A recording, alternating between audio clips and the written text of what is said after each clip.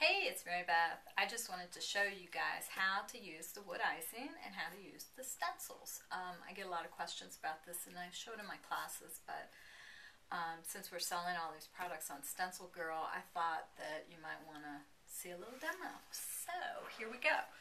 This is the wood icing, and this is the size that we sell on Stencil Girl products. It's an 8-ounce container and it lasts you for a long time. So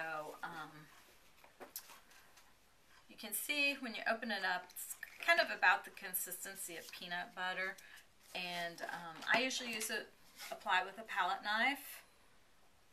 I just want to play with it so you can see how it looks here. My favorite use for wood icing is with stencils because I just love using this texture in the shape of a stencil. So I love that. I'm going to use one of my stencils here. This is just the rafter stencil. It's a different color because I spray painted it. And anyway, I'm going to lay it. I've gessoed this with brown, and I'm just going to lay it down and palette the wood icing right across it. I sort of smooth it out to where it's about the level or the height of the stencil itself, which you can kind of see there. And I'm going to show you how you can repair stuff after you put this down. Okay, so I've stenciled it down to about the height of the stencil, and then here's where your magic occurs. You peel it up, and voila, there it is.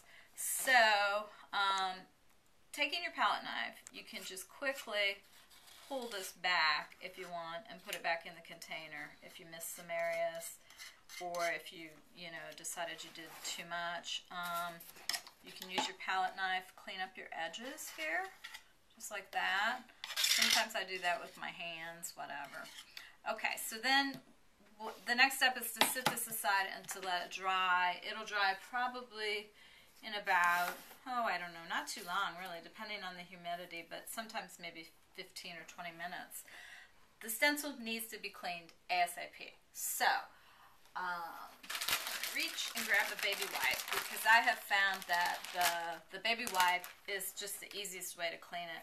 And I just lay it down, and first, if you want to save this extra wood icing, you can do that. You can palette it off and just put it back in your container, and then just wipe it with the baby wipe.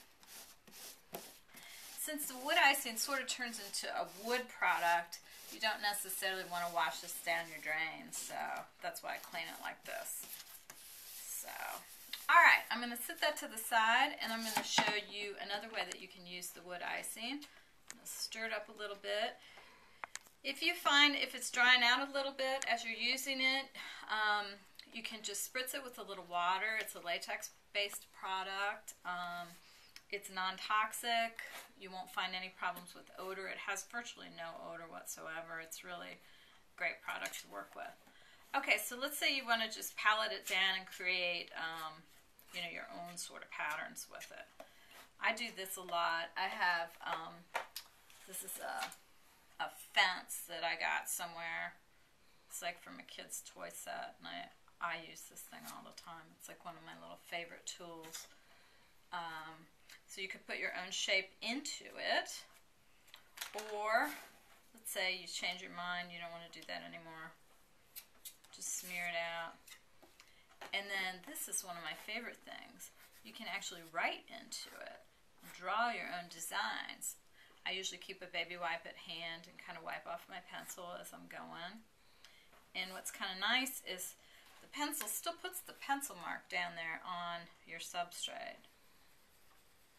But that's how I get a lot of different effects in my work, like making circles and just, drawing little random kind of things. You can even go back into some of these, since this hasn't dried down yet, and put some marks. Just do some mark making. So it'll dry on its own, and when you'll be able to feel it when it starts to dry down. It'll get like kind of a, to feel dry to the touch. But if it's still cool, it's not totally dry. So, okay, let's say it's dried down. You're ready to move to the next step. And I've got some here that I just did on, these are just little round wood things where I used my stencils, and I thought they were kind of cool. These are totally dry. They're not at all cool to the touch. And all I'm going to do is give them a light sand.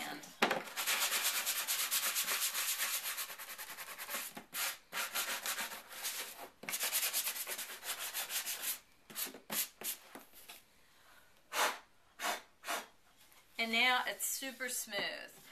This is just a personal preference thing. I kind of like it to be smooth before I work on it. You may prefer it to have a rougher feel.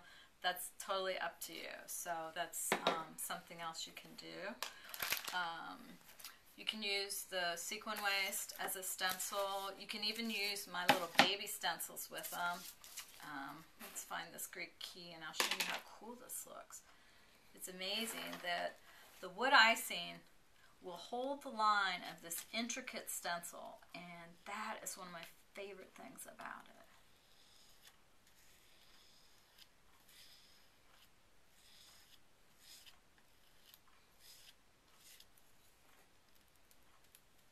And look at that. Is that amazing?